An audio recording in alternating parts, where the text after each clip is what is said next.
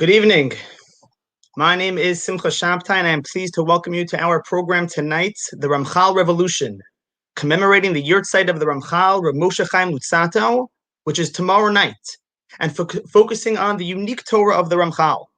The Ramchal's Torah has transformed the Jewish people through his Musar works such as Mesilas Yesharim, his Machshava works such as Derech Hashem, his Kabbalah writings, and more. I will speak a little bit more about the Ramchal himself and his experiences at my 9 o'clock slot. But first, I'd like to introduce our first speaker, Rav Moshe Tzvi Weinberg. Rav Weinberg served as the Mashpia Congregation Beth Abraham in Teaneck, New Jersey, as Mashkiach Ruchani in YU Stone Base Medrash program. With no further ado, Rabbi Weinberg. Yashar Koach, Rabbi Shabtai. It is my first time actually being on this platform, so this is very interesting. I'm going to assume that there are people somewhere on the other side of this. And whoever you may be, I thank you for joining us tonight. I thank you, Rabbi Shabtai, for organizing really this very, very special learning. And as you said, to enter into the world of the Ramchal, which is so vast. What's so remarkable is that the Ramchal lives a very short life. Rabbi Shabtai and I were speaking a moment ago about the very nature of the Ramchal's works, which are just so vast and so all-encompassing, covering so many areas of Torah thought. And again, over the course of a very short lifetime, he was able to clarify some of the fundamentals of what it means to be a Jew. Tonight, we're going to have a chance in many different dimensions to meet the Ramchal. And when I say to meet the Ramchal, I have to understand what a schus that is. The Vilna Gaon said that he would have been prepared to walk a great distance to be able to meet the Ramchal. He wasn't zocheh to meet him, but he had such a reverence. If you have any understanding of how brilliant and how impactful the Vilna Gaon was to Klal Yisrael, and that he said, I would have walked a great distance by foot just to have the opportunity to catch a glimpse of the Ramchal. But tonight, we're going to have a chance to catch a glimpse of the Ramchal.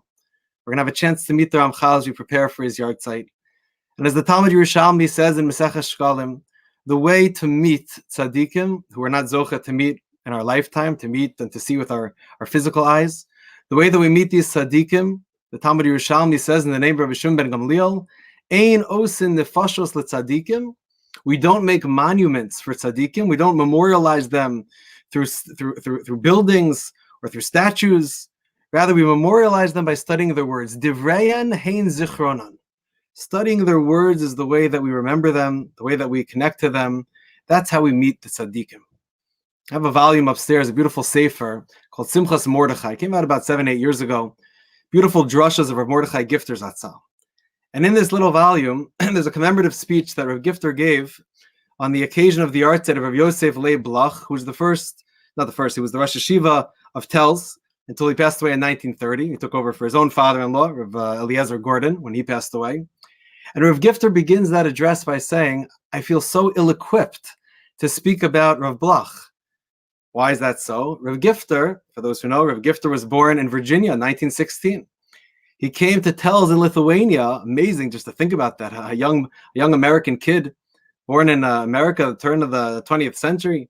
He comes to Telz in 1932, 2 years after Rav Yosef Leib Bloch had passed away. And here he is many years later speaking about someone who he never met. And Rav Gifter says, how can I speak about the great Rosh Yeshiva of Telz who I never met? And Rav Gifter says, it's not a contradiction. It's not an impossibility to know someone just because you never saw them with your physical eyes. Rav Gifter says it's possible to know a person through their legacy, through their teachings. And Rav Gifter says, I'll prove it to you. And I love this idea. Rav Gifter says the most significant relationship that we have in our lives is with our Creator, with Hashem. I never saw Hashem with my physical eyes. I never met Hashem the way that I meet other human beings of flesh and blood. And therefore, if we believe that it's possible to know Hashem and to meet Hashem, to have a genuine relationship with Hashem, then it's possible to have a relationship with Rav Bloch Zatzal from Telz, and it's possible to have a relationship with the Ramchal Zatzal. And that's what we're about to do tonight. We're about to begin a relationship with the Ramchal. Again, many of us, I'm sure, have studied the teachings of the Ramchal before, but it's an opportunity for us to reflect on his life, to reflect on his works, and to meet him once again. So I was asked to speak about one of the Ramchal's most famous works, of course, one of his masterful Musar works, and that is the Mesilas Yesharim. The Mesilas Yesharim, again, the Vilna Gaon is reputed to have stated about the Mesilas Yesharim that he went through the first 8 chapters, And he found that there was not a single extra word, not one superfluous word. What an unbelievable thing to say, that such a mind, such a tzaddik could write such a calculated work. And that's only in the first 8 chapters. Of course, there's 26 chapters, Gematria of Hashem's name, Yud Kei Vav Kei, in the entirety of the Mesilas Yesharim. And I'll admit, I was saying to Rabbi Shabtai a few moments ago, it's such a challenge to figure out what to speak about for the 25 minutes that I have right now. But let's jump right in, and let's try to get a taste and enter into the ideas of the Ramchal. And as the Ramchal very famously noted in his own Hakdama, in his introduction to his Sefer, what I'm about to share with you may not be new. It may not be new to you because maybe you've studied Mesilas Yesharim. It may not be new to you because the ideas in some ways might feel intuitive. But the Ramchal begins his Sefer by making that point exactly. And he writes in the introduction to the Mesilas Yesharim that I want you to learn the things that are obvious, that are sometimes overlooked because they are obvious. He writes, Amar HaMachaber, the author writes as follows. Hachibur hazeh lo chibartiv lelamid livnei adam es asher lo yadau. I did not write this book to teach the Jewish people things that they didn't know. Ela lahazkirim es hayadua lahem kvar. I'm here to remind you of very simple, obvious truths that Jews know to be true. Umifursam etzlam pirsam gadol. They're well known to all of us. Ki lo simsa bero devarai ela dvarim sharov bnei adam yodim osam. I'm not here to say anything new. The words I'm going to share with you, says the Ramchal, are well known to you. And I have no doubt about that, he says. V'lo mistafkim behem klal. Ela shekafi rov pirsumam ukeneged masha amitam geluya lakol. But because they're so well known, and because they're so true, in a very counterintuitive type of way, because they're so obvious, it's for that exact reason that we take them for granted. We don't stop to think about them. And the Ramchal goes on to say, if you want to have success learning my Sefer, it's certainly not going to be 1.5 hour shir. It's going to be learning the Sefer time and time again. The power of repetition, to review these ideas, to concretize these ideas in our minds and in our hearts, to review them over and over and over again. So let's take a few minutes now to review together, again, just a slight taste. 5 ideas I want to share with you that speak to me. Again, it's just a little bit from the Mesilas Yesharim, but hopefully, again, it can inspire us to want to study it over and over again, and that would be a great source of nachas, I believe, to Rav Moshe Chaim Luzzatto, Zecher Tzadik V'Kadosh Levracha. Let's talk about that first idea, which he develops in the Hakdama, in the first section, in his introduction. The Ramchal wonders, how is it, and again, it's a Musar work, so we have to be prepared to receive, but how is it that these ideas, which I'm going to present, says the Ramchal, which are so essential to Yiddishkeit, how is it that no one studies them?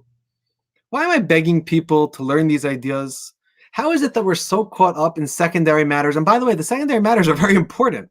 The secondary matter might be a sugya in the Gemara that has no practical, immediate relevance to your life. But the Ramchal says, but what I'm writing here about are the fundamentals of Judaism. Ramchal writes in his introduction, ask someone, is it important to you? Do you value these? Oh, very important. Of course it's important.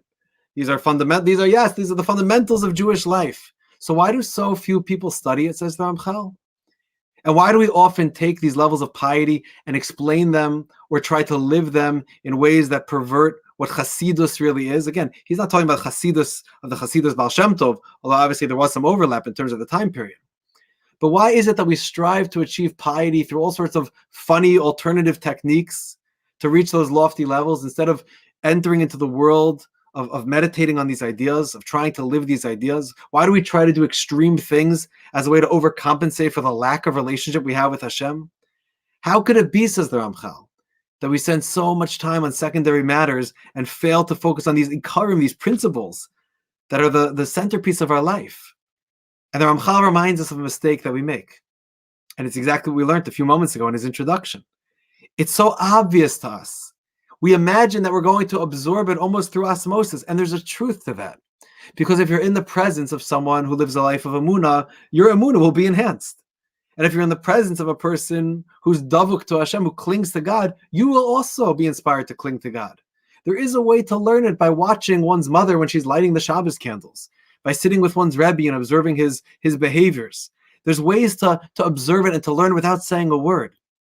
But the Ramchal says, more often than not, too much of it is going to be lost in that way. If we want to nurture our souls, we have to invest in it.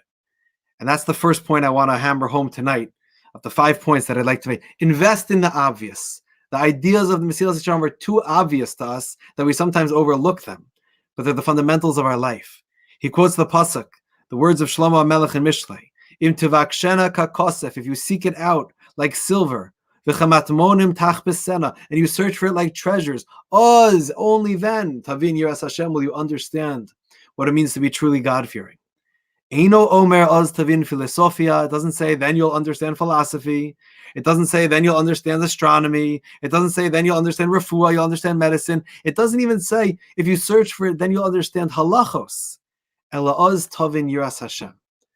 And that's a challenge we need to think about coming into the art site. More than 270 years since the Ramchal left this world. On a communal level, are we talking about the fundamentals of faith enough?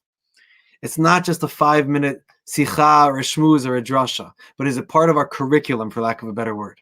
Is it something that we're educating ourselves, our children? Is it something that we're making time for? In addition to everything else that Kol HaTorah Kula offers us in terms of learning. And on a personal level, I think there's also such an important musar in this, to invest in the obvious things. My relationship with my wife, my relationship with my children, my relationship with my parents. My parents might be watching this, so I'm giving myself musar. Do I spend enough time developing the relationships that are most important to me? Or do we often in life get caught up in secondary things? Put time into the main thing, says the Ramchal. Don't miss out on those things that we would all admit. Push comes to shove, we would all admit how important they are, but make it a priority to spend time working on them. You're not going to acquire them automatically. In Tivakshena kakosef, seek them out and make them a part of your life. The second idea I'd like to share tonight, from the first parak of the Ramchal, really the opening charge, the collective mission statement of the Jewish people, as outlined so precisely for us by the Ramchal. He begins the first parak, Yesod HaChasidus V'Shoresh HaAvoda. Obviously, he begins those first 4 words spelling out the name of Hashem, Yesod, Yod, HaChasidus, Hey, V'Shoresh, Vav, HaAvoda, Hey. Again, there are 26 chapters in Mesilas Yesharim corresponding to the 26, the numerical equivalent of God's name, Yod, Kei, Vav, Kei. But the Yesod HaChasidus, the fundamentals, the foundation of Chasidus, and the root of all of the Avoda HaTmima, of proper service of Hashem, Hu Sheyizbar V'Yisames Eitzel Ha'adam Ma Chovaso Ba'olamo. Know the goal of your life. A person needs to clarify and to believe with all of his heart and soul, with a clarity, what is my chova in this world? What am I expect? Why am I here? Why did Hashem create me? And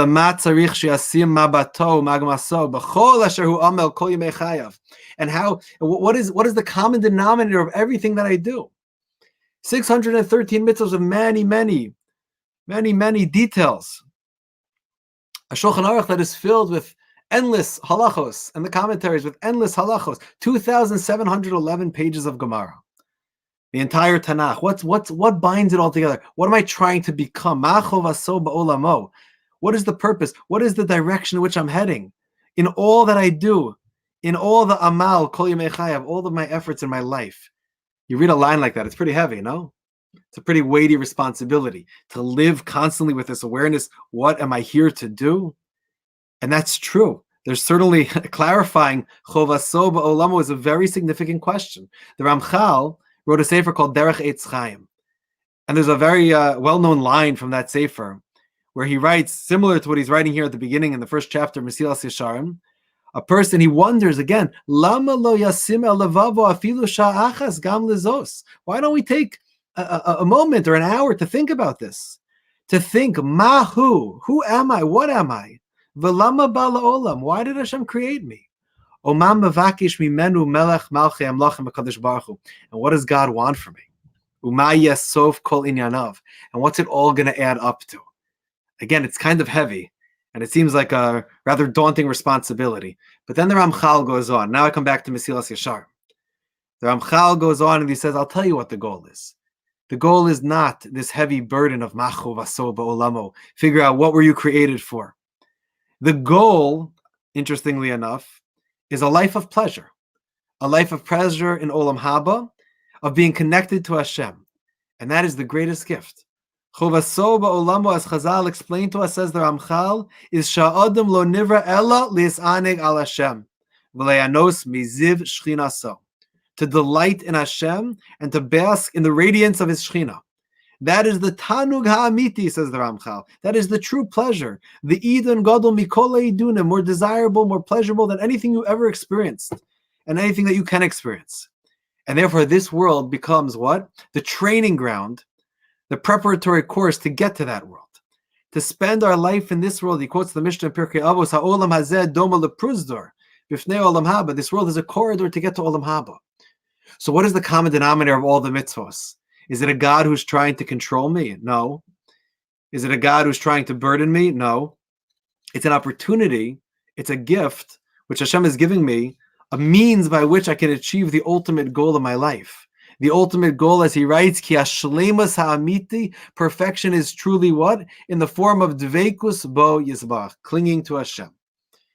I would imagine that he's thinking of the words of the Zohar when the Zohar says that the 613 mitzvos are taryag itin 613 eitzos, pieces of advice to achieve a singular goal of clinging to Hashem.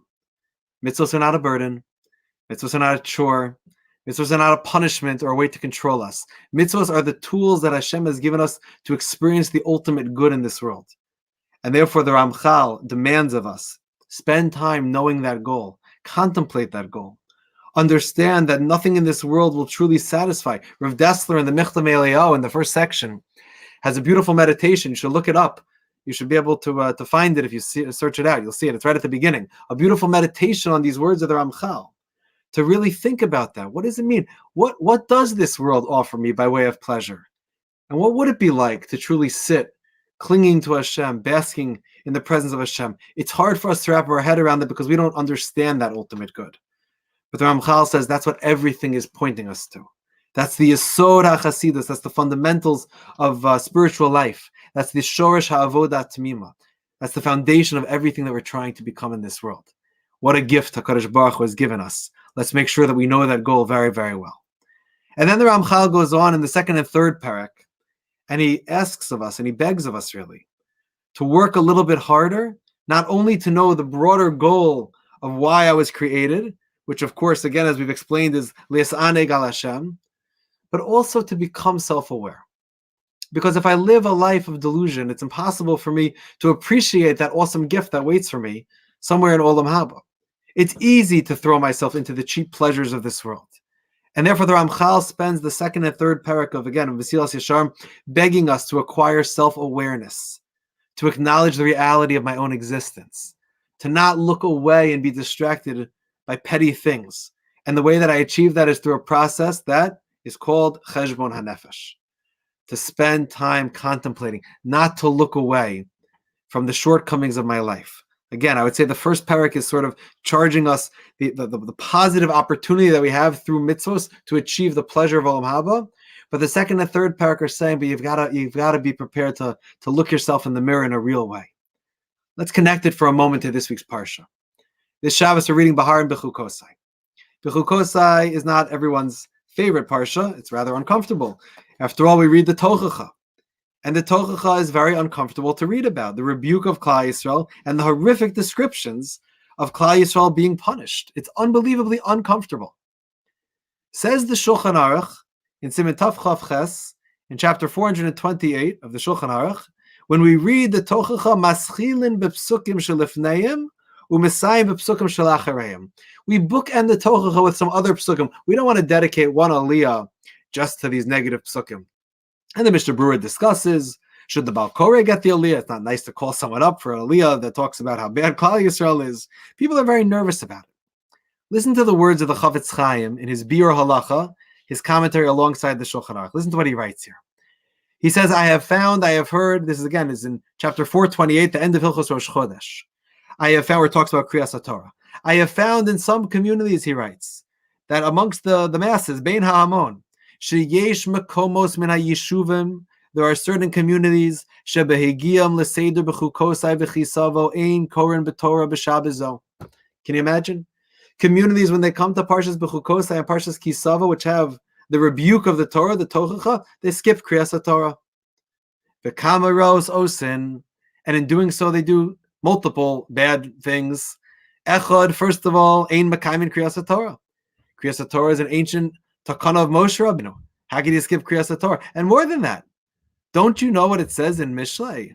Musar Hashem b'ni al tim'as. Be brave, accept the rebuke, learn from it, and try to grow. And says the Chafetz Chaim, and do you really think that by looking away, by skipping over it, that's going to solve the problem?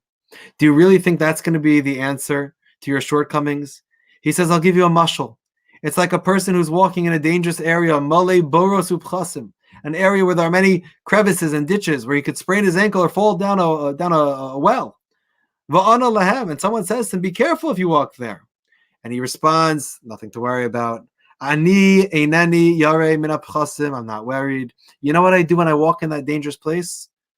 Yeshli michse ava, I have a thick cloth. I wear a mask, I cover over my face so I don't see where I'm going, and then they don't bother me. You fool. Do you think that by not looking, you're safer? You're even in greater danger. Hayim yesh shtus gadol mizeh, says the Chafetz Chaim. You think that closing your eyes makes the tochach go away? Says the Chafetz Chaim, be brave, accept the musar, become self-aware, look yourself in the mirror, challenge yourself through self-scrutiny to become a better person. And that's what the Ramchal writes about in the second parak. The intellect demands it of us. God gave you a mind. Why did Hashem give you a brain? Why did Hashem give you a heart? It's for you to be able to think. Lahatzilas atzmo, to save your soul, he writes. Livroach me'avadon nishmaso, to flee from things that are destructive to your spirit. So how could it be that you desire to look away from something which could save your life? There's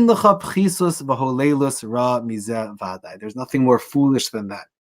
The Ramchal goes on to write, have the humility to look yourself in the face, to look yourself in the mirror. Get to know yourself in an honest way. Use the intellect, the gift that Hashem has given you. He says, if you don't, you're no better than an animal.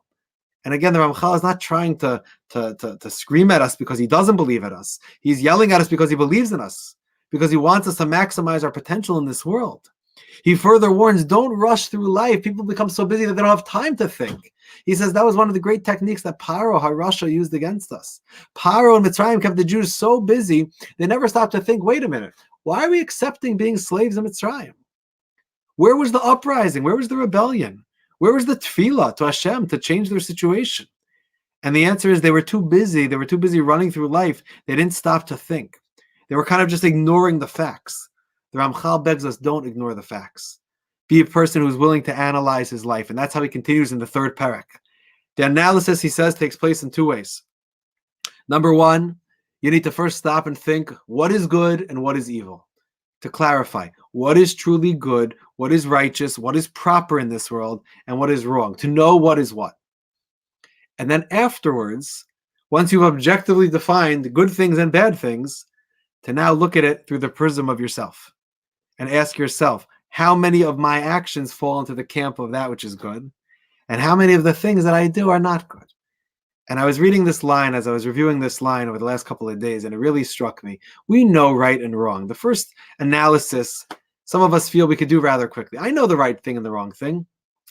But then when I analyze my life and I say, okay, Moshe Tzvi, so for all the things that you know right and things that you know wrong, but how many wrong things are you still doing, even though you know they're wrong? And how many right things are you not doing enough, even though you know that they're right? The Ramchal says you have to look carefully to understand the choshech and the or. He says that when a person is in the dark, one of two things could happen. You could sometimes not see something and injure yourself. You're walking into a dark room, you stumble over something, you trip and sprain your ankle because you didn't see what was in front of you. Or perhaps even worse is that you see something and you misunderstand it. You look and you see something and it looks like you're in a dark room and it looks like someone's about to attack you, and then you quickly flip on the lights and you see no one's attacking you. It's just an umbrella hanging off of a hook. You thought it was a robber with a baseball bat. The Ramchal says it's so important to clarify what's what, and then to ask myself, do I fall in line with those things? And if you're not sure, by the way, says the Ramchal, he gives an unbelievable mashal in the third parak of a garden maze, a person trying to find his way, constantly hitting dead ends. Ask someone who's been through the maze. Someone who has a bird's eye view can see this road leads to nowhere. And this road leads to the thing that you're searching for. There's a beautiful Maisa with the Derech Hashem, the Sanzer Rebbe. He was very good at being mechazik people to do tshuva. So he told this story. He said once there was a fellow who was wandering in the forest, and he meets up with another fellow, and he says to him, I'm lost in the forest. So he says, oh, I've been in this forest for a while. So he says, great, so show me the way out. So he says, I don't know the way out, but I can tell you which directions I've tried that got me nowhere. And now let's go together. Let's try to find the path that maybe will get us somewhere. The Ramchal says, ask, seek, find someone to give you that guidance. Find someone who's able to point you in the right direction. It's so important, again, not to look away and ignore that truth, but to become self-reflective and to become self-aware. The fourth idea that I'd like to share, and now I jump ahead to the 20th parak. We did a little bit from the Hakdama. We did a little bit from the first, second, and third parak. Now I'm going to jump to my wife's favorite parak, a concept that she reminds me of often, and it's a very important concept for all decisions that we make in life. I would say it's probably my favorite parak in the Mesilas Yesharim as well, and that's parak Chaf. And the Ramchal himself introduces this parak as Ikari Ma'od Ma'od, unbelievably fundamental, and that is the parak that he calls the Mishkal HaChasidus. The Mishkal HaChasidus. How does one assess, how does one weigh and decide when making a decision, when I'm juggling different opportunities, how do I know which is the right one? The Ramchal says this is so fundamental, and the reason it is because it's often very nuanced. When it comes to living a life of piety, this is one of the hardest things to do. Kidakuso rav. It is unbelievably subtle and nuanced to try to figure out, is this really a mitzvah for me? I'll give you an example. I'll give you two examples. It's Erev Shabbos. Tonight is Erev Shabbos. Tomorrow is Erev Shabbos. Rav Pam Zatzal has a beautiful essay in his Sefer Torah LaMelech, a whole chapter from a drasha from 1981 built around this concept of Mishkal HaChasidus, of this parak of the Ramchal. And he gives many, many examples there, more than 10 examples. I'll give you two that are relevant to Shabbos, since it's Erev Shabbos. Rav Yisrael Salanter once went to a home of a wealthy Talmud. And he invited them in. He said, we've got the best food. We have the best Shabbos here. Beautiful. They bring out magnificent dishes Friday night. And he says to Rav Yisrael Salanter, the woman, I hired a woman to cook for me. Oh, who is this woman? She's an almana of a great Talmud Chacham. Her husband was a great Talmud Chacham. He passed away. I give her parnasa. She works for me. She's an amazing cook. She's busy cooking up a storm on Friday. We have amazing, amazing Shabbos meals and many guests. And he says they're going to be singing in Divrei Torah. Rav Yisrael Salanter says, you know what? Maybe we should finish up the meal. And then at the end of the meal, after we bench, after we clean up a little bit, then we could sing and we could share Divrei Torah all night. And she goes into the kitchen and he thanks this almana for the delicious meal. And she says, the meal's over already? He says, yeah, I made sure to wrap it up early. She says, Rabbi Yisrael Salanter, I want to thank you so much. This Baal Abbas, he's a sweet man. He's a good man. He's a holy man. But I'm so tired after a long week of working for him. And I can't leave until the meal wraps up. And I'm just this poor almana. And I'm so exhausted. And I know he wants to share Divrei Torah and sing, and it's all so sweet and beautiful, but it comes at my expense. Rabbi Yisrael Salanter says, I know, and that's why I didn't allow it. That's why I said we need to finish the meal first, and then we could sing and share Divrei Torah for all night. Rabbi Yisrael Salanter understood that your piety at the expense of someone else is not piety. Rav Pam gives another example. When the Chavetz Chaim would have guests at his table Friday night, he would skip Shalom Aleichem, and he would immediately start Kiddush. Doesn't hold of Shalom Aleichem, doesn't believe in the importance of Shalom Aleichem. I'm sure the Chavetz Chaim can give us many Divrei Torah about the importance of Shalom Aleichem. But the Chavetz Chaim said, the angels can wait. My hungry, poor guests who maybe haven't had anything to eat all day are ready for Kiddush. The angels can wait. That's called balancing, again, the Mishkal HaChasidus, not to do something at the expense of something else, if it's a perversion of holiness. The Ramchal says there are harbe dvarim tovim, that the Yetzer Hara sometimes causes confusion in. There are good things that the Yetzer Hara distances us from and convinces us, nah, that's not for me. And there are many averas that the Yetzer Hara convinces us is in fact mitzvos gedolos. We have to be so careful in assessing what is a mitzvah and what is really an avera. And in all of life, we have to make sure that when we're trying to grow close to Hashem, we don't do it by trampling others. We don't do it at the expense of other people. Something we have to be so careful and so sensitive to think about when making decisions, that I'm not going to pursue my piety at the expense of someone else. Sometimes it looks like a mitzvah and really it's an avera. Or sometimes it's the opposite. I see that my time is up. I'll just conclude with the Ramchal's closing remarks of Mesilas Yesharim. because when you learn through the Sefer, there are many, many lofty madrigos that he speaks of, and at times it seems out of reach. But the Ramchal ends with a very, very encouraging note, the last chapter of his Sefer. Listen to these words, they're so beautiful. V'zeh pashut, it's obvious to me that after I taught you this whole system, this magnificent structure of spiritual growth, ki kol adam lefi ha'umnus asher biyado, each person according to their profession, according to their skill set, according to the nature of their lives, va'esek asher hu osek, kach hu tzarich lo hayeshar v'hadracha. That's how you need to apply these ideas. Every one of us needs to take the Ramchal and bring him and his teachings into our life in a personal way, to apply it in the context in which I live. And he writes here, Lo lefisha chasidus mishtana. I'm not saying that chasidus, that piety, means a lot of different things, but rather each soul is a little bit different. And therefore, if we all want to give nachas ruach liyotzro, we have to fine-tune these ideas to fit my personal life. And he ends with the following words. Ukvar yachol liyos chasid gamor. It's possible for a person to be a true chassid. Ish asher lo yifsak mipiv halimud, a person who learns Torah day and night, who never leaves the Torah never leaves his lips. And similarly, a chassid could be a person, because of his financial means or lack thereof, he needs to work at a simple task, at a lowly job, just to be able to make ends meet, to put some bread on the table for his family. Each one of them has the ability to be a chassid, because kol pa'al Hashem lema'anehu and b'chol derachecha da'ehu. So I hope that these ideas can inspire us, again, to walk a little bit more, to learn, to study a little more, and to walk a little more in the footsteps of the Ramchal. Again, to make sure that we're the types of people who invest in the obvious, who take the time to learn the obvious things and to review them often, to know the overarching goal of our lives, which is that Hashem wants us to live a life of pleasure. The only way to get there is by using this world as the corridor. To not look away from the truths and to ignore the realities of our own existence. Be prepared to assess what is what, the good and the evil of our life, and to be able to apply it to ourselves to make sure that I'm living these ideals and not just knowing good and evil in the abstract. To always do so with sensitivity of the Mishkal HaChasidus, never at the expense of someone else. And then again, to take all of these lofty madregos in his conclusion and to apply it to my life, that each and every one of us can live a life of a chassid, to be a truly pious person, and in doing so, give tremendous nachas ruach to Avinu Shebashamayim. Thank you so much for this opportunity, and I look forward to hearing from Rabbi Shabtai. Thank you very much, Rabbi Weinberg. Before I begin discussing the remarkable Sefer Derech Hashem, I'd like to briefly speak about the Ramchal himself, who he was. When we're able to appreciate who the author is of some of these works, we relate to the works very differently. The Ramchal was born in 1707. He grew up in Padua, Italy. His Rebbe was Rabbi Yeshaya Bassan, one of the great Achronim, who authored a number of Sfarim. Now, by age 14, he already had accomplished a tremendous amount.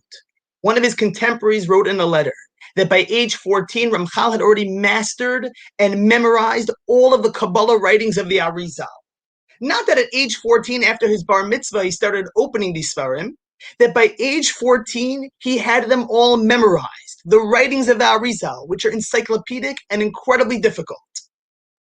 Now, fast forward a few years later, you can imagine he's accomplishing more and growing more spiritually. And I want to share something with you that is perhaps lesser known. Now, this is documented. This is documented first by a student of his who put this in a letter.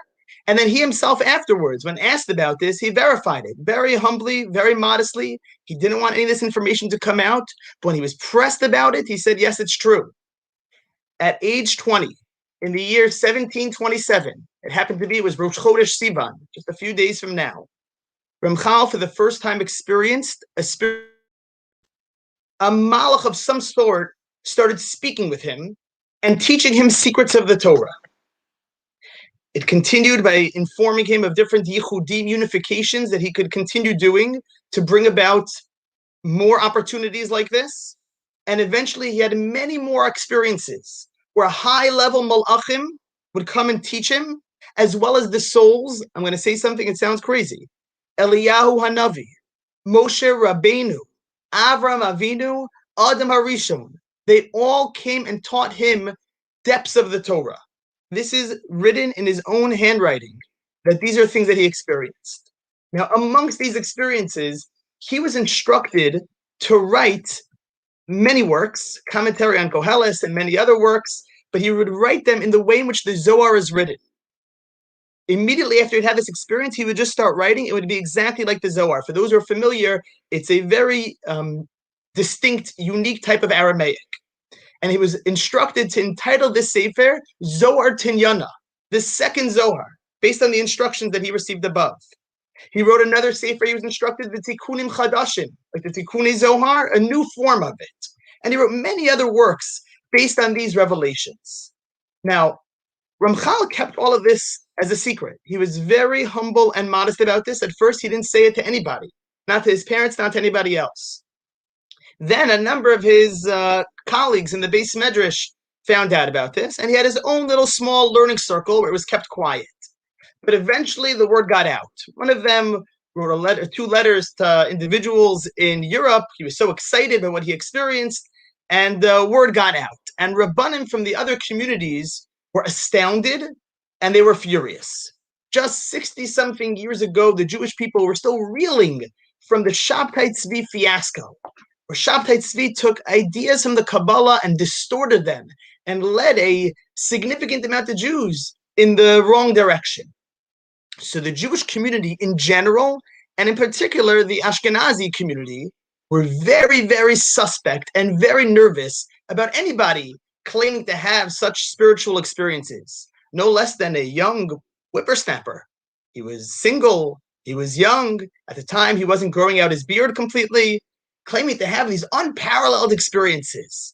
So they really started putting a lot of pressure on him. This resulted in him being forced. He had to take 2 different oaths to not write in the language of the Zohar that he was instructed to, and then eventually not to teach to anybody works of Kabbalah. Now, not only was he not allowed to do this anymore, eventually they had a Beis Din sit about this, and they decided to take many of his writings and to bury them, and some of them were even burnt. So you can imagine what that would be like for someone like him to go through this experience and to have so many of these writings buried that we don't have access to anymore. Now, this sounds like something which is not normal. This is not a normal claim you hear every Monday and Thursday about different Rabbanim, what experiences they have. Now, when someone makes a claim like this, someone says they're experiencing Eliyahu Navi, Moshe Rabbeinu, Avram Avinu, Adam Arishon, they're instructed to write a new Zohar. I'll even go so far as to share that he was told Rav Shimon Bar Yochai was the Sherusa, was the beginning of a certain light that came out to the world, and you, Ramchal, are the Siyuma. You're the conclusion of that energy, of that spiritual force that came in over the time of the Jewish exile of the Gullus that we're in now. So imagine this young single guy in his 20s that he was seen as a rabbinic scholar, but not as somebody who was externally incredibly impressive. And he's making claims like this. So now, to me, when someone makes a claim like that, there's only a few ways to deal with it. Either one, the individual is lying, and they never had such an experience. 2, someone came to you in shul and told you they had this experience. You'd think maybe they're crazy. They're having a hallucination of some sort. Or 3, they're telling the truth. Yeah, you have to pick one or the other. So after we have the benefit of time, where we see who the Ramchal is, as one of the giants of our Masorah, that after decades after his death, he was accepted by every segment of Klal Yisrael. The Vilna Gaon and his entire school had tremendous respect, as Rav Moshe Tzvi mentioned earlier. He said he would walk all the way to Padua to learn from the Ramchal. He cherished every word of the Ramchal's writings. The Magen and Mezrich and the Hasidic movement had tremendous respect for him. Once we see that he's one of the giants of our Masorah, so if you have to decide, is the man lying? Is he hallucinating? Or is he telling the truth? Seems to me that the obvious answer is that someone like him is telling the truth. But many of his writings, in particular, some of the letters that he engaged in were not revealed. They were not known until a few decades ago. So for a good segment of Klal Yisrael didn't have a clear sense exactly. They had some of the works, but the letters themselves, where he himself affirms these experiences, that we didn't have for a good period of time. Now, why is this important to know? Why, when we're learning the Ramchal's works, is important to talk about the experiences that he had and the difficulties that he had to deal with. Why is this important? And I think that anytime you relate to a sefer, you can't just, as well as you're going to learn the sefer, you'll read it extra closely, you'll do comparisons, you read all the commentaries, until you know who the individual is, what the spiritual stature is of the individual writing it, you're not going to know how to properly appreciate it. It's not the same thing as reading a newspaper, but it's not even reading another sefer. You have to understand who this individual is. Fine. So that was the general introduction to the Ramchal. Now, I want to turn our attention to the Sefer Derech Hashem that we want to speak about. Now, before we speak about the Sefer Derech Hashem, I want to give an introduction about this Sefer, before we get into the details of the Sefer itself. First, just to talk about the history of the Sefer. For many of us, it wasn't necessarily something that we always heard about, the Sefer Derech Hashem. And it happens to be that if you go through the literature of our Masorah, it seems to be missing for a significant part of our Masorah. I mean, the Ramchal himself dies in the year 1746, debated 1746, 1747. For a good chunk of time, there is no reference anywhere in rabbinic literature. There is to the Ramchal some of his writings, but this Sefer Derech Hashem, there's no mention of it at all. Now, it was written in between the years 1740 and 1743, towards the tail end of his time in Amsterdam before he made Aliyah to pass away only a few years later. But what's remarkable is that this Sefer sat on a shelf in the Eitz Chaim Library in Amsterdam for 150 plus years, until a Jew from Russia came by and saw this Sefer and decided he was going to publish it. So it was published once in 1896. It was published a few times in the early part of the 20th century, but still it wasn't something that made such a ruckus in the Jewish world. Later on, in later decades, primarily led by Rav Chaim Friedlander, the mashgiach in the Panovitz Yeshiva, so he took many of the Ramchal's teachings and brought them to the attention of his students, to the broader public. You might have seen some of the green volumes of the Ksavim, the writings of the Ramchal. Those were all put out by Rav Chaim Friedlander and students of his as well. And he gave Shirim on Derech Hashem. There's a green sefer also with a commentary on it. And in the last 20 years, maybe the last 30 years, there's a score of svarim with commentaries on the Derech Hashem. It's remarkable. The sefer was written 280 years ago, and yet only in the last 20, 30 years do we have, let's say, 10 to 15 commentaries, whereas before that there was almost nothing. So it really is picking up. Now, it's just interesting when you think about the parallels between the Ramchal and Rav Shimon Bar Yochai. Rav Shimon Bar Yochai wrote the Zohar. We know there's a comparison earlier that was mentioned that Eliyahu Hanavi told him, you are the flip side of Rav Shimon Bar Yochai. Rav Shimon Bar Yochai wrote a very important sefer called the Zohar. And yet the Zohar wasn't prevalent. It wasn't around the Jewish people for a significant period of time until it came out in the 13th century. It was passed on by individuals, maybe, parts of it. But for the most part, the Jewish people didn't have access to it. Only afterwards it came out. Something very interesting with the writings of the Ramchal as well. It's taken a while, but now over time, they're finding different volumes in different libraries. Maybe one day, Bez Hashem will find also all those that are buried somewhere in Germany. We'll find the remaining 40 or so writings that he has that we never have access to. Now, talking about the Sefer Derech Hashem, you can only talk about it so much before getting into it, but just I personally have found it to be an incredibly organized, clear, fundamental explanation of some of the major issues in Jewish thought. Trying to understand, what are we doing here? What's the purpose of life? Right? How does it work that Hashem runs the world? Why do different things happen in the world? How do our neshamos work and relate to things in this world? And lastly, what's the point behind all the mitzvahs that we do on a deeper level? Everything he deals with is on a deeper level. Now, in the Ramchal's introduction to this Sefer, in his introduction, he says something that he doesn't write in any of his other works. He says, I want you to pay attention, close attention to every single word that I wrote here. Now, keep in mind, he wrote a lot until this point in time. This is the tail end of his career, of his writing career.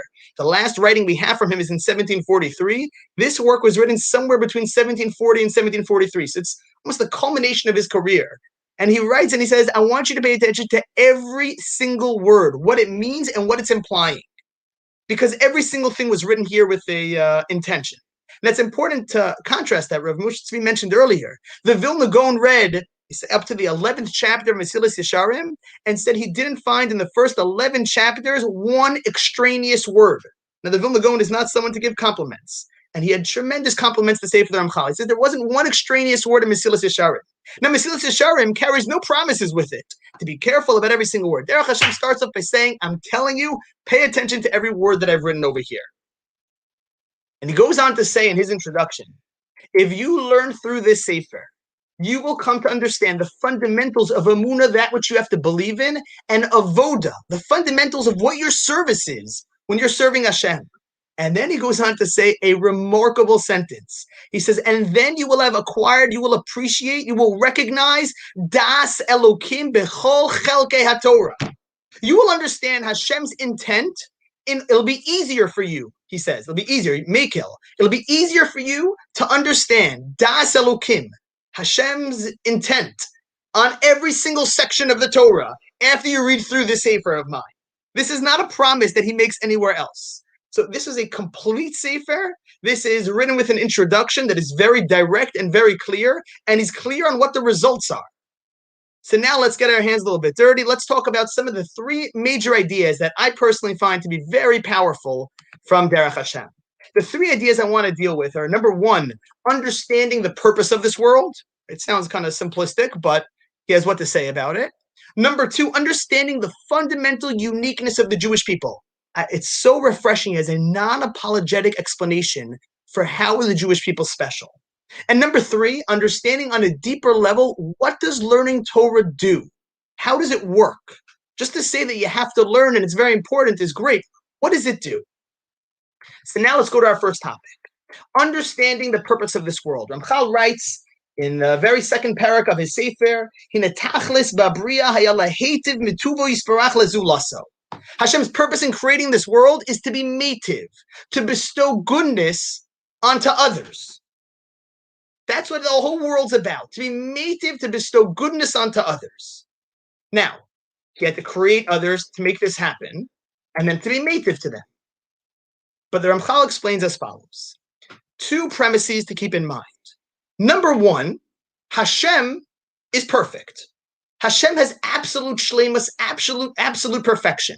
When we talk about shleimus as anything else being perfect, in any way, shape, or form, it's just a borrowed term. It doesn't actually mean real shleimus, real perfection. The only thing which is real shleimus, absolute goodness, is Hashem. And number two, when Hashem wants to give us goodness, he doesn't have any half measures. He wants to go all the way. He wants to give us the ultimate goodness. If Hashem's going to do it, he's going to do it right. So our two premises are, number one, Hashem is absolutely perfect, absolutely shalom. Number two, when he wants to bestow goodness, he wants to do it in the ultimate way. Ramchal concludes, therefore, how is he going to give us the ultimate goodness? By connecting us to that which is absolutely perfect, to himself, to tap into his ultimate goodness. He wants us to be connected to him, what we refer to as dveikus. So therefore, the purpose of this world is for Hashem to be meitiv, to bestow goodness. He did this by creating a framework whereby his creations can achieve dveikus, connection to him, because that is the absolute goodness that we could tap into. And this leads into a very basic question. The basic question is, well, if Hashem wanted to do that, so, I don't know, so much of world history seems to challenge that premise, right? Couldn't he have just done that from the get-go? Couldn't he have just given to us on a silver platter? Why does he have to make so much suffering, so much difficulty, so much sadness in this world? Why not just hand it over to us? Now, some explain by saying, based on a passage in the Yerushalmi, that there's Nahama de Kisufa, the idea that a poor person doesn't want to receive, ideally, the bread of shame. When you get a handout, it's embarrassing. You want to earn something on your own. So elsewhere, the Ramchal suggests this idea, but there's something unsatisfying about it, because that's just basically a psychological rule, that a reality that Hashem could have just gotten rid of. Meaning, he's not bound to this psychological reality. He could have just made it that you wouldn't feel any embarrassment. When you give your 3-year-old something, they're not embarrassed that like they didn't work all day and earn the money to be able to get that candy. They're happy to have the candy. So why is it that Hashem made the world in a way in which he wants us to earn it? He wants us to be the Baal, the owner of the Tov that we get, and not just to receive it as a handout. Ramchal explains that there's a spiritual law The spiritual law is that the more similar you are to something, the closer you are to it. The more similar we are to Hashem, the closer we are to Hashem. And therefore, we think about Hashem's perfection. How does Hashem have his perfection? So Hashem's perfection, not that we can really understand it, but minimally we can understand that he didn't get it as a handout from anybody else. Hashem's perfection is something that comes in a self-standing type of way. It came about through himself. It's not something that's externally granted to him. So obviously it's not the same thing at all. But to the extent possible, Hashem wants us to do the same thing. For us to be close to him, we need to be similar to him. And therefore, we need to put forth our own efforts to be able to earn this closeness to him. By doing that, we're going to be close because we're similar to him. So Dveikus is only going to be achieved, our closeness to Hashem is only going to be achieved when we earn it.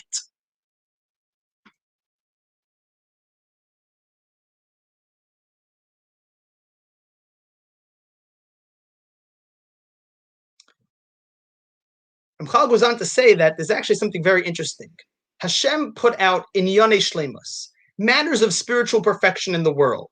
Now that's going to be that in some way, shape, or form, by using your character traits, perfecting your character traits, by cultivating spiritual understandings, and is eventually also mitzvos and all the things that were commanded. Now Hashem set these up that when you access them, you are accessing shleimus, in the sense that Hashem is the root of all shleimus, all perfection, and every single thing that's out there in the world that's inyane shleimus, matters of spiritual perfection. When you grab onto it, in essence, you're grabbing onto the branch, but it's connecting you to the root. So when you have good character traits, you're a nice person, you're humble, you develop a spiritual understanding, you do mitzvos, you're connecting yourself to the branch, but it's being connected to the root to Hashem. And it ends up being a double whammy. By holding on to this branch, by doing that which is a spiritual perfection in this world, so intrinsically, it is shleimus. But beyond that, how'd you get the shleimus? You got it through your own efforts. So you're independently bringing it about through your own hands. Now you're similar to Hashem. Now you're going to be closer to Hashem in two ways. By dint of the act that you did, or the characteristic that you cultivated, and then by the fact that you earned it on your own, it brings you additionally closer to Hashem. So to summarize, our question was, what's the point of this world? What's the point of existence? And the answer is, Hashem wants to bestow goodness, but he set it up in a way in which we need to earn it. By earning it, we're more similar to him, we get closer to him. When we latch onto Inyane Shleimus, matters of spiritual perfection in this world, character traits, spiritual understanding, mitzvos, intrinsically, by holding on to it, we get closer to the root, to Hashem himself. And beyond that, we're closer to him because we're more similar to him, that we're independently deserving it. Now, we're running a little bit short on time, but when we try to internalize this idea, one thing which bothers, I think, many people is the fact that, well, we don't all seem to have the same challenges, right? It seems to be that all of us are challenged in very different ways. So Ramchal, in his second section of Derech Hashem, has a remarkable paragraph where he says that what Hashem decided to do was to take the totality of all nisyonos, all challenges that he wanted to bring to this world, whereby we can earn our keep, our spiritual keep, and he split it up, he divvied it up between all the different individuals who would be in this world. And therefore, intrinsically, the challenges that you are going to face are going to be different than the challenges that someone else is going to face. Now, again, the underlying idea is the same. He wants to bestow goodness on everyone, but he's setting it up a way in which everyone is different and everyone has a different mission. He gives in a mashal, a story, an example. He says it's like a king who has a government, he has a palace that he needs to run. He has different people who have different tasks. Each one is going to be measured based on how well they did their task. Now, what emerges from this is something very interesting.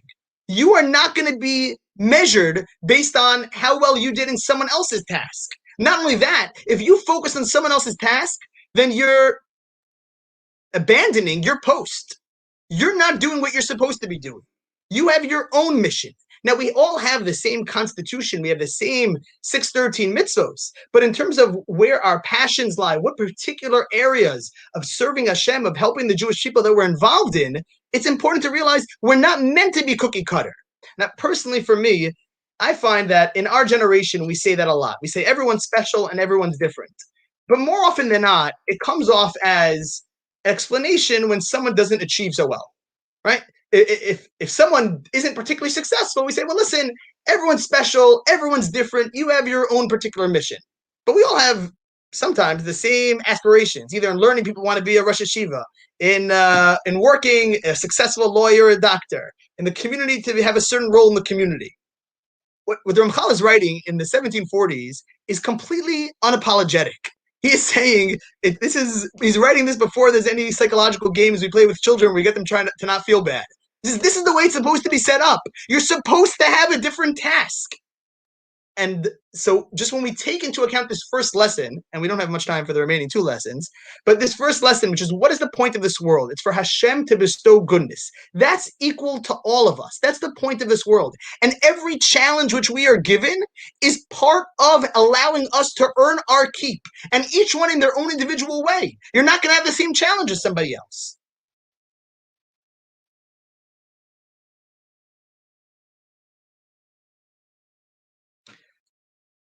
Okay, without much time, I think I'm going to skip the topic of the fundamental uniqueness of the Jewish people, although I'll highly recommend it in the Chelik base of Derech Hashem. And I want to share with you in the remaining 4 minutes before we have the tremendous chus of hearing from Rav Moshe Weinberger. The Ramchal discusses, he helps us understand on a deeper level what learning Torah does. I have to read to you just the initial sentence that he has here, and then he has a whole chapter which I'll quickly summarize. He says, amongst the many different spiritual influences that Hashem brings down to this world for the sake of his creations, there's one influence, one spiritual energy that is greater than all other energies.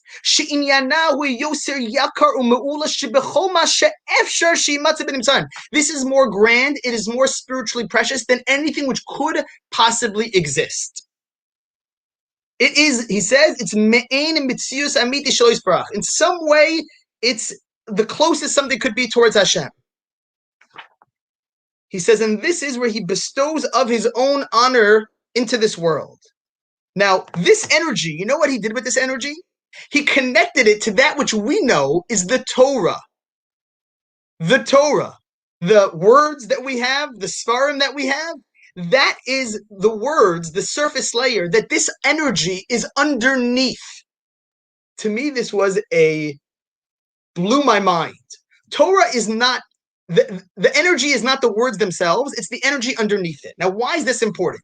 This is important because, in our remaining 3 minutes, he says a person draws down this tremendous energy either by reading words of the Torah Shebechsav, of the Tanakh, or by studying the ideas of what's in the Torah Sheba'al Peh, and the highest level is the secrets of the Torah.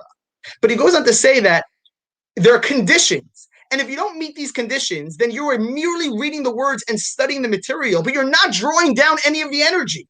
2 conditions are, number 1, he says you have to have yira and kavod when you learn.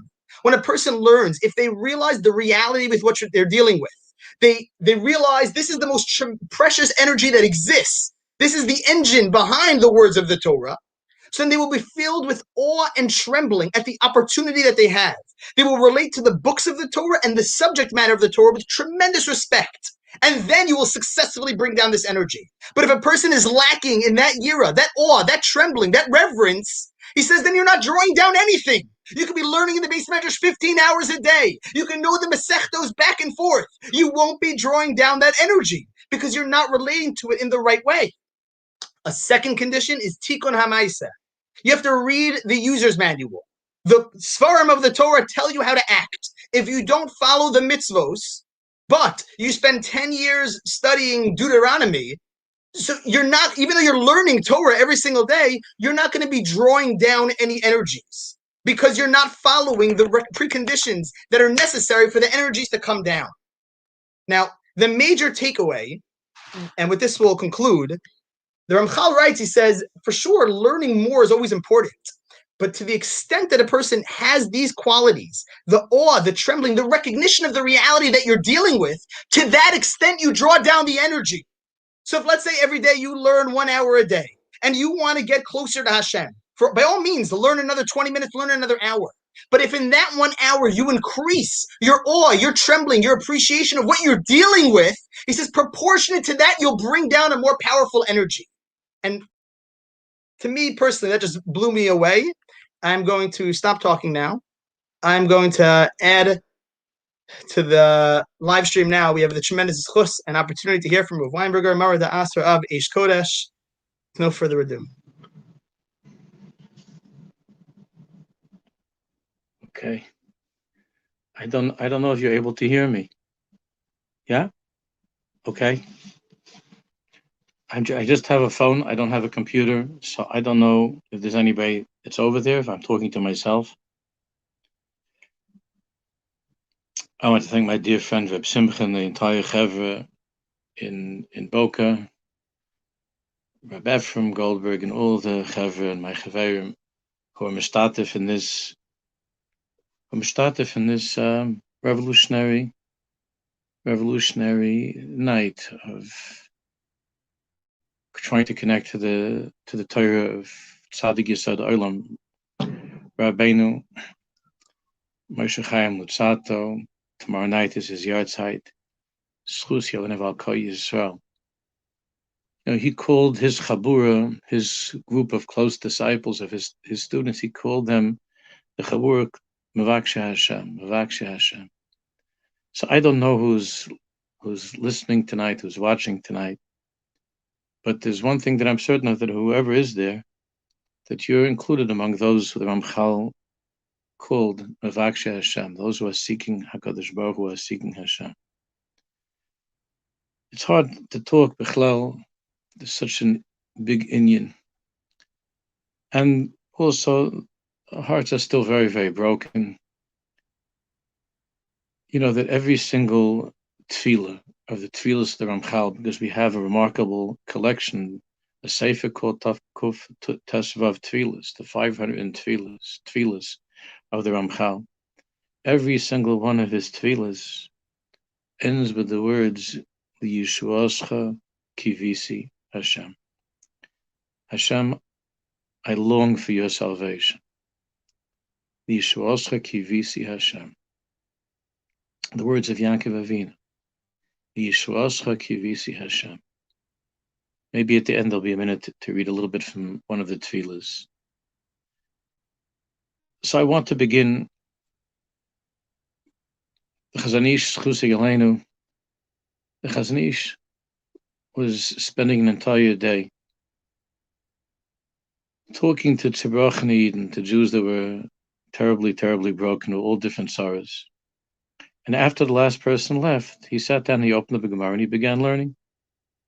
And the fellow who was waiting there, who was taking care of him, the Gabbai, couldn't believe that after all he had heard, the Chazon Ish was able to sit down and to open up a Gemara and just resume his regular life after the terrible things that he heard.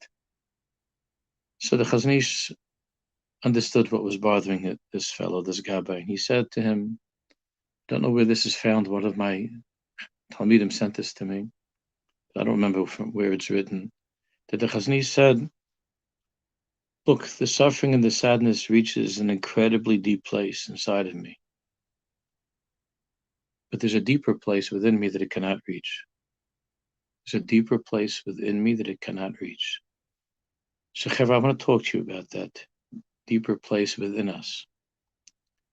That deeper place within us, that all of the tsaras, all of the craziness, all of the tragic things that we have been hearing and watching, there's a place that we have to find within us that it doesn't reach. That all of that can't reach. The 12th ikar of our emunah, foundational ikar of our emunah, is not only to believe in Mashiach, to believe in redemption, but as the Rambam writes, Im Yismameh Chakelo, which is the pasuk in Chavakuk Hanavi, Chakelo, wait for him, long for him. Yishuascha Kivisi Hashem, individually and collectively, longing for HaKadosh Baruch Hu, for the Yeshua, for salvation, for the ultimate salvation, which is Mashiach. And therefore the Gemara tells us in Shabbos Lamed Aleph, Tosfos over there, that there are questions that were asked at 120. We're interviewed when we come to the next world at 120. And the question of all questions is, Tzipisi Yeshua. Did you live every moment of your life in that way of Tzipisi Yeshua? Did you long for the salvation of the Jewish people? Did you long? Did you live in that way of Tzipisi Yeshua? There's one particular mimer of the Ramchal, without which we would not be able to understand history, Bichlal, Jewish history, Bifrat, our own personal history of ups and downs of our struggle to remain Jews. If not for this mimer that's called Mimer HaGeula. Mimer HaGeula, there are two mamorim of the Ramchal that I've been living with these past few months. One is the Drush HaKivui, and I highly recommend learning these drashos, these mamorim, the Drush HaKivui, Yishwas HaKivisi Kivui. What does that mean to long, to want? What does it mean to have hope? And the second is Mimer HaGeula, which we're going to be focusing on right now. Mimer HaGeula, the Mimer of redemption. Every single word of Mimer HaGeula, I was told it's translated to English. I'm not familiar with the English translation, but I was told that it is in English. Every single word of the Mimer HaGeula is history unfolding mamish before our eyes. And it's opening our eyes, and it's changing our eyes to have the eyes of the tzaddikim of Achal Ayin L'chat Etzap, to have eyes that are looking to Hashem, that are longing for salvation, that are waiting for the ultimate salvation, for Mashiach Tzidkenu. And in this Mimer HaGeula, the Ramchal reveals to us the whole histalshlus of history and where we are right now. We're in between two stages of history that he calls the time of Pekida and the time of Zechira. Now, to understand those two words, what they mean, let me give you a little bit of background. It's important, because this is where we are now. The matzav, the state of Am Yisrael and Golus, is one that we read of on Tisha B'Av. Hashem, you placed me, us, the Jewish people, in a terribly dark place, in dark places. Kimesei Olam. And we feel as if we have died. And Kimesei Olam, like we're dead. And this deathly life of Am Yisrael seems to be endless. Kimesei Olam. The Vilna Gaon, at the end of his commentary on one of the sections of the Zohar Kodesh called the Sefer Tznei Yusa, the Vilna Gaon describes in horrible detail the dismemberment and the disintegration of the Jewish people in Golus. And where we are now at the time of the Vilna Gaon, which is relatively a short time ago, Ve'eni Tani Yodea Adma, although much progress has been made since then. Ve'en Itani Yodea Adma, and the Gaon writes that at this point in time we don't know anymore. Ad Yara Lenu Ruach Mimorim, until a Ruach from above is poured upon us to awaken us. And then he says, all that's left, there's a part of the body that when a person dies, when a Jew dies and he's buried, even though the body disintegrates, there's a part of each and every one of us that is never able to be destroyed. That even the Nazis in the crematoria couldn't destroy. There's that part of a Jew that loses that part of us. It's indestructible. And that's, the Gaon says, where we are right now. That's what remains of us. Everything else has disintegrated. As a nation, as a people. Vinasa offer has become offer, dirt. As it says in Pasuk Shachalof and Avshein, that in Golus we are like groveling in the dirt. And the Vilna Gaon wrote back then that we are now Mekavim, we are longing for the resurrection of the dead. That means ourselves, not just those who have passed, for the Jewish people to be revived. Mekavim atlat chiyasamesim hisnari me'ofa kumi. Hisnari me'ofa kumi, which we're going to say tomorrow night. The words Hisnari me'ofa kumi. Wake up, arise from the dirt. The ruach mimar malenu, and that spirit will come upon us from above. Now, all of you are familiar with the Nevuah of Yechezkel, one of the most frightening visions of all. Over there in Perek Lamed Vav Lamed Zayin, the Chazayin of the Atzamas Hayaveshus of the dry bones. The Navi was sent. The Navi was sent to infuse us with hope. Us, the Jewish people, who the Goyin describes as being like dead, having lost everything. Just that little spark of life that remains within us. So the Navi Yechezkel was sent after the destruction of the first Beis Hamikdash, and that long night of our death, that long night in the grave began when the first Beis Hamikdash was destroyed, and we went to Bavel. Sa'al Nahar's Bavel, by a place, the river of Dura, whatever that is. Vayoyma Elai, the Baruch Shalom said to Yechezkel, it says in Navi, V'ni Beisi, Kashet Suvesi. I said Nevuah as I was commanded, V'yikol ki Navi, and there was being a rash, there was a great rash, there was a great noise. He was standing, as you know, before a valley, a huge valley filled with skeletons, with bones, just all over the place, bones. And there was a great noise. The karvat almost etzem alatzmai, and the bones began to come together. And then I saw, the Navi says, that veins, sinews began to connect the bones. Until finally there was skin.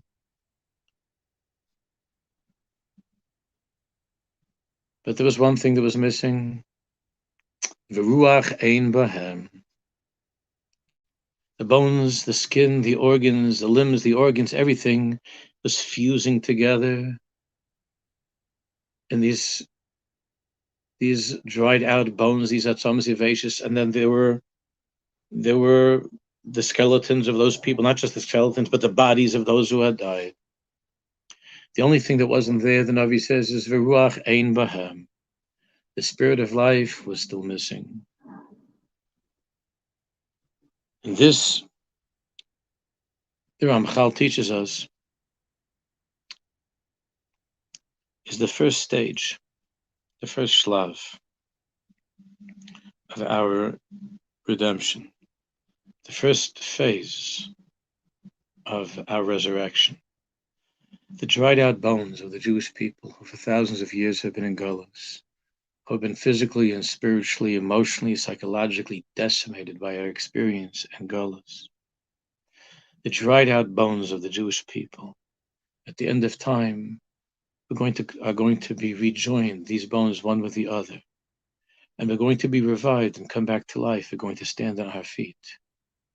As the Navi says, Vayomer Elai ben Adam, ha'atzomas kol beis Yisrael heima. These bones represent the entire Jewish people at the end of time. Hine oimrim yovshu atzmeiseinu. They're crying, they're saying that we're totally dried out. We're finished. We can't continue. We can't go on. Think 1945. Think 1945. Yovshu atzmeiseinu. We can't get up from this grave of Auschwitz, of Dachau, of Majdanek, of Mauthausen. We can't get up. We can't rise anymore. We're finished. We can't start again. Yovshu atzmeiseinu va'avda tikvaseinu. We can no longer have hope. There is no Yeshua Asla Kivisi. Avda tikvaseinu. All hope has been lost.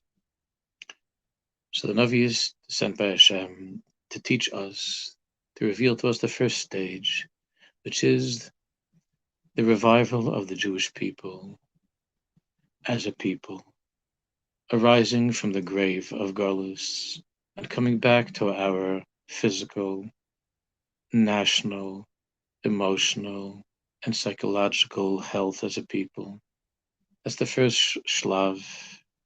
It's the bones coming together, Jews coming together and returning to Eretz Yisrael. The Navi goes on, the second shlav, listen carefully. This is really something that takes a few hours. I'm going to try to do this all in 35 minutes or so. I'll try. I'm not going to succeed, but I'll try. Then the Navi said to, then Hashem said to the Navi, speak to the Ruach. This is the second shlav. Speak to the Spirit, speak to the Ruach. Because remember, when we left these bodies lying there, everything looked great. They were put back together, and they're nice and fresh. Their color returned. The only thing was, Ruach ein behem. So now Hashem says, Hashem says to me, to Yechezkel, Hinove el Ruach, Hinove ben Adam, V'amart el Ruach, speak to the Ruach and say, Ko amar Hashem Elokim, this is what Hashem says. Me'abarucha is boi haruach, from all four corners of the world, boi haruach, uvchi b'harugim ha'ele v'yachyu, and breathe life and spirit into these dried out bones, into these bodies, and bring them back to life. And then it goes on, Hashem promises, behold, I am opening your graves.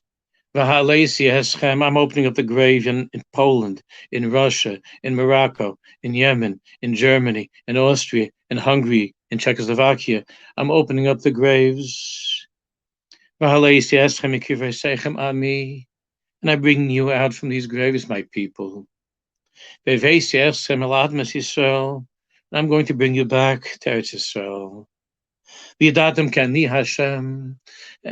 But not just as politically, economically, physically healthy and successful people who have risen from the grave, but you will know K'ani Hashem. This is the period that's called Zechira. You will remember that I am God. I'm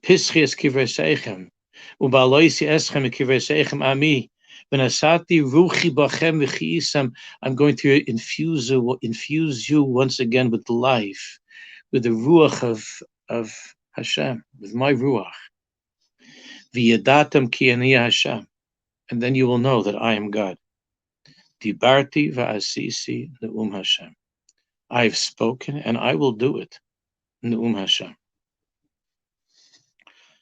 So, the first stage of redemption is that the bones are reassembled. The body of the Jewish people that was decimated and that was crushed and burned and destroyed, which not only means physically, but as a people. Galus did that to us.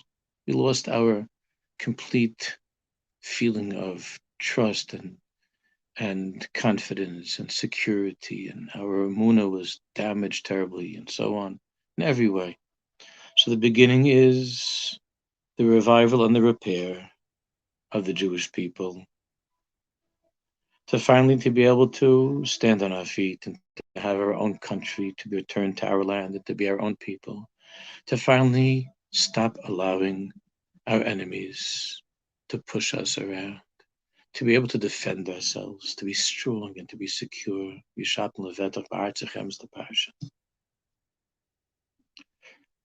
But that doesn't mean that the soul of the Jewish people has been returned to us. The Ruach. The Ruach. So this was all predicted. The Ramchal reveals to us at the end of the Torah. In Dvarim Perek Lamed, Hashem is going to bring us back from the exile, and He'll have Rachmanis on us. He'll return us from amongst the nations. Even if we're the edges, the end of the world, Hashem will bring us back. And He's going to bring us back to the land of our ancestors. And life is going to be good. Life, even though there are problems, of course there are problems, there's suffering, there's sickness, there's poverty, but for the most part, life has never ever been like this for us. Just if you're zeicher to have grandparents who are alive, even your parents know, life has never been like this. So this is the first shlav, the Torah says. And then what follows in Chumash? But that first stage is called the Pekida. That's the beginning of our being remembered. Pekida.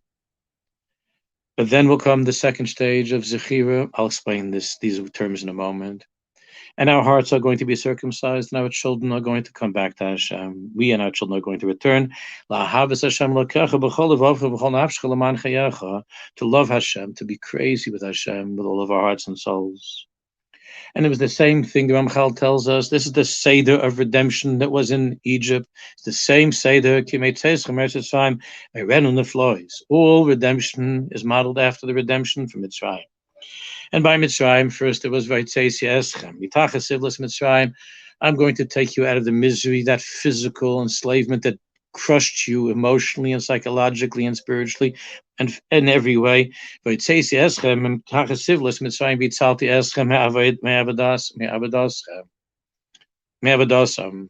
only afterwards it says what? After Hashem says, I'm taking you out, and he takes us out, and we begin to breathe and to eat and to drink, and we have the money, we're coming back to life, we're free, we're liberated. Only afterwards, it says in Torah, only afterwards will you come to that place of Har Sinai, and will be revealed to you the second stage of knowing God.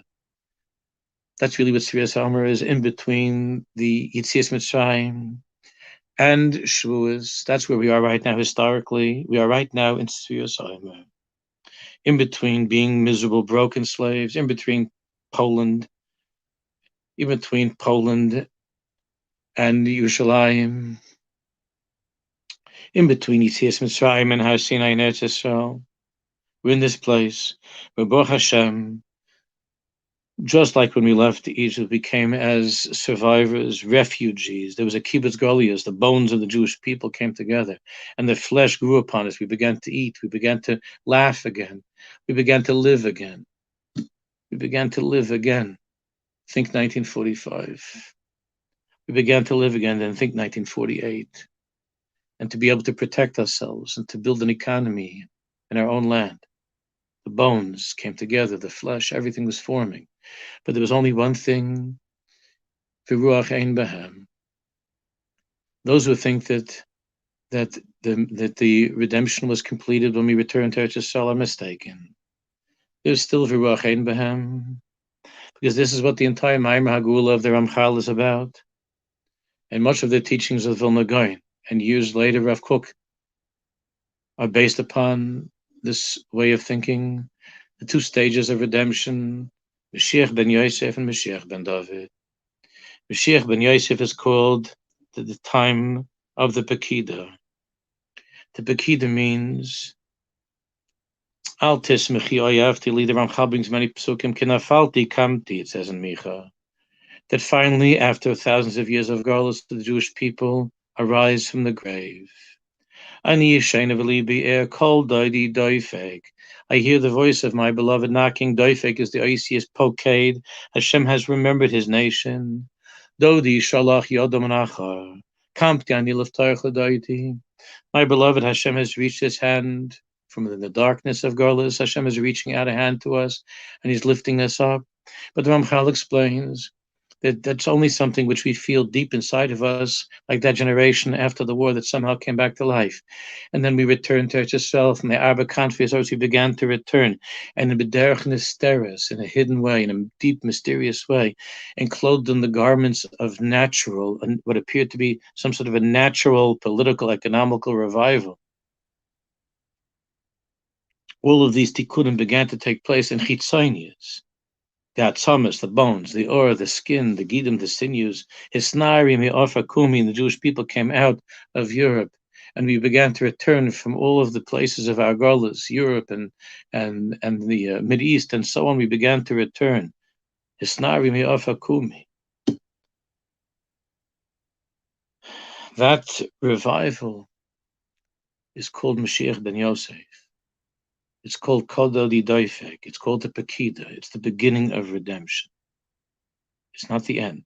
It's Mashiach ben Yosef, just as Yosef HaTzadik was in Egypt and he began to bring us back to life. He fed us, he took care of us. There was an awakening that took place, Chevra, after World War II, and it brought us back home to Eretz Yisrael. It's still bringing us, but it's not complete. It's Kumi Oiri Kiva Orech.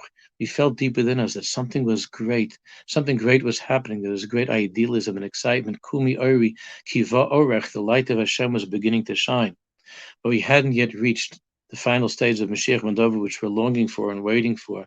That's called Ukvod Hashem, Alayich Zarach, just like when we left Mitzrayim.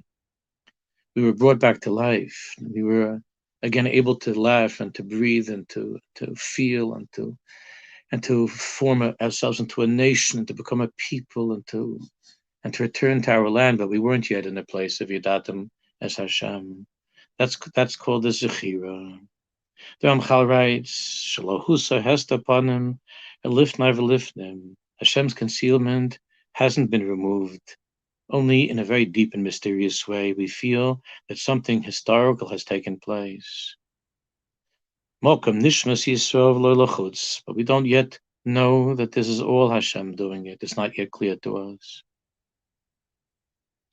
The Zechira, the Ramchal says, Hashem's complete revelation to us is v'amar b'yoma hine Elokeinu zeh, when Jews will finally have that ruach restored to them, and the Jewish people, all of us, will be able to feel in the deepest way. And to say hine Elokeinu zeh, mi zeh ba mi Edom, v'yavra malkem lifneihem, that our King will be before our eyes. V'Hashem b'rosham, Melech HaMashiach. V'Hashem b'rosham, Yakiru v'yedu kol b'nei bas. Everybody, all of us will seek Hashem clearly, and we'll all run to Hashem. We'll drop everything and run to Hashem. That's the Zechiru. Molaritz Deis Hashem K'mayim Lam V'chasim. That's Mashiach ben David. That's Mashiach ben David. So even though during this tkufa that we're in right now, of Sirius in between Mashiach ben Yosef and Mashiach ben David, there are amazing improvements and changes in Jewish life. And we're back in Eretz Yisrael, and we have an economy, we have an army. We're no longer going to stand for what the Iranians are cooking up for us. And we don't care whether America agrees or doesn't agree. We don't care whether it's whatever the president of the United States says and whatever his little elves have decided the Jewish people should do. We're going to take care of ourselves with Hashem's help. We watch out for ourselves. This isn't Poland anymore. We're up from the grave. We're done with that. We're done. Hashem or li. We're finished. We've risen from the grave. The Jewish people are back to stay. No one's going to do that to us again. It's not going to happen again. It's not going to happen. But in this period of having come back and arisen from the Shoah, from the misery of all of history and all that we went through, the light of Hashem is still hidden from us. Ruach ein behem, that zechira, that clear awareness of God that would bring us to become dovuk to Hashem and to be filled with devekis to Hashem and to spend our lives, every moment of our lives, filled with that awareness of Hashem and learning the deepest secrets of Torah and Mola as Derech Hashem. So, Chevra, that's what we're davening for. That hasn't happened yet. So Rav Kook wrote so much about this stage that we're in because the Ramchal taught us that this stage, with all of the revival and resuscitation that takes place, is going to be filled with tremendous upheaval and confusion. On the one hand, Jews are going to finally be like strong and powerful and healthy and working and making a living and doing and sports and medicine. Alle gute Sachen. And we're going to be opening up all kinds of good things, institutions and yeshivas, all the good things, everything.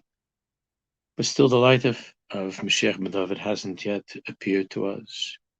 And there's going to be, on the one hand, there's going to be a tremendous, tremendous physical awakening, but at the same time, an unbelievable spiritual confusion. That's what the world is going through right now. Crazy inability to identify who am I, what am I, to know who I really am. There's such confusion. And at the same time, there's such an awakening of spirituality in the world, because deep inside of us, kol daidi daifek, kol daidi daifek, pischilim, kol daidi daifek. The Pekida, the voice of my beloved, is knocking. The 5 drushes of Rav Soloveitchik, it's all about this Indian. He doesn't use these terms of the Ramchal. So Rav Kook writes, Eino la'aretz. During this time, I'm going to start coming in for a landing now. I'm sorry if I'm going over a little bit. Eino la'aretz. The eyes of the Jewish people at this stage are focused on earthly things, on the ground, on the earth, on physical well-being, on opening up the latest glatt kosher restaurant, on making bigger extensions to our homes far away from Yerushalayim. Eino la'aretz. V'l'shamayim odenu lo sabit. We haven't yet turned our eyes completely to the heavens. Eina shava adayin el isha harishon b'pol. We haven't yet returned to our husband, to Hashem. We know that there's something deep going on, and that's driven us to try to improve our lives physically. That's the Pekida. Omnam below kriya Shem, but we don't know God's name yet. Shem Shemaim lo shoger b'fiha. The name of Hashem is not yet on our mouths. The name of Hashem. Even people are learning Torah. I mean, they're wonderful, they're great, we try hard, but Shem Hashem, the name of God, Dveik is why we learn Torah. What's Limud Torah about? Remembering who gave us the Torah, thinking about the Torah, thinking about Hashem. Ometz and Gevurah Defisi. We're looking for Ometz and Gevurah, strength and courage. But the truth is we don't recognize that where all of this is coming from is God Himself. Ad Shiafia Or Tefersis Vladas Ki Shem Hashem Nikra. Uzman Chevle Mashiach. So we're living in Chevle Mashiach. I'll share with you a sentence and then a sentence from the Tefillah. I have some stories to tell you, but it's late, it's Thursday night, and I don't want to take your time. This is only for those who are amongst the initiated. This is in the Ma'amar Gula. I'll read to you just a few words. If you don't understand it, azov it ze beseder. But if you do understand it, you won't be able to sleep tonight. So, be moichel me. The Pekida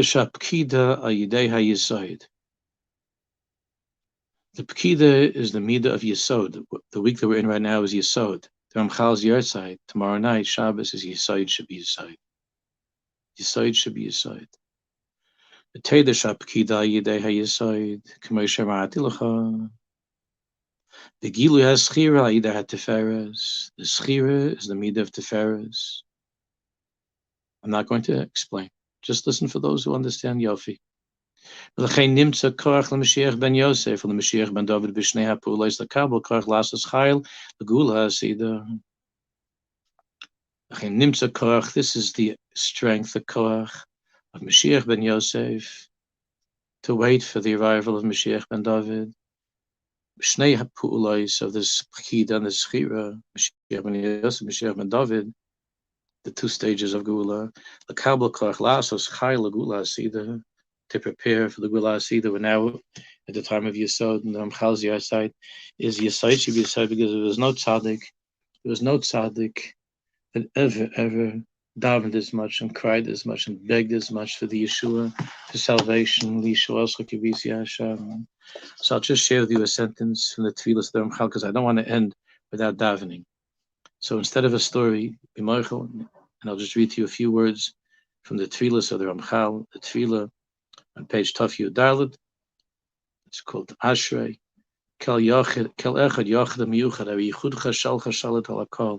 One and only God. You rule over everything. Even though you've made a world in which it seems that there are other kaiches that are shaylet, that are able to control history and life. The world is yours, Baruch Shalom. History is yours to change whatever you want. You're not bound to these rules of history and nature. Mitzrayim, you broke all the rules. And it says, Shirshim is talking about Ties and Saim, that Hashem, you were leaping over mountains, and jumping over hills. These mountains, meaning the rules of nature, the rules of historical progression and evolution, and so on, and movements. These are very big mountains that seem to be holding back the Gula, the redemption. But Hashem, they don't rule over you. And then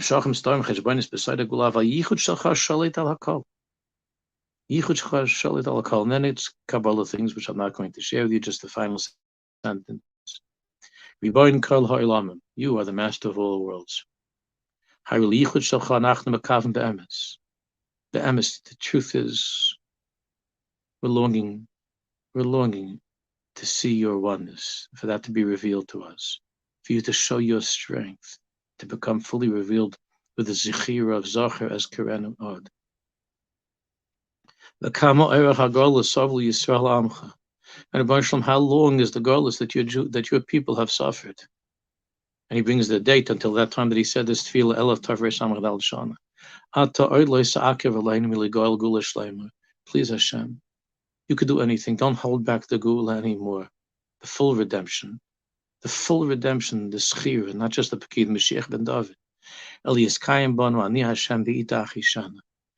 We should see the fulfillment of the pasuk in Navi Yeshaya, that in a hurry, in its time, I will rush Mashiach. Hashem, don't wait any longer. Kivisi Hashem. I want to give a bracha to each and every one of you and to all of us, not to let go of that kav of hope, of Yishvascha Kivisi Hashem. Please, please, please, Chevra, don't allow yourselves to slip into all of the negativity and darkness of the news and of the pictures and of the bulletins and all of the different stations and all of the different papers. Don't allow yourselves. Those seem to be such strong things, but they're not ruling over the Creator. It's the end. We're at the end. It's the Pekida. Kol doidi doifek. And Hashem is saying, Pischili, open up for me. We should be zeicher to strengthen within ourselves that kivui of kavir Hashem, chazak v'yamitzibecha v'kavir Hashem, and through that to see with our own eyes, ayin b'ayin, yiru b'shuv Hashem, tzion, the gulash of amitis, mehevi, amenu, amen, v'amen, elechtik, and Shabbos, and a gewaldige yontif. All my love. Kol tov. Thank you very much, Rav Weinberger, and thank you everyone for participating. Zeh Hashem, we'll continue this in the future next year in Yerushalayim. Have a good Shabbos.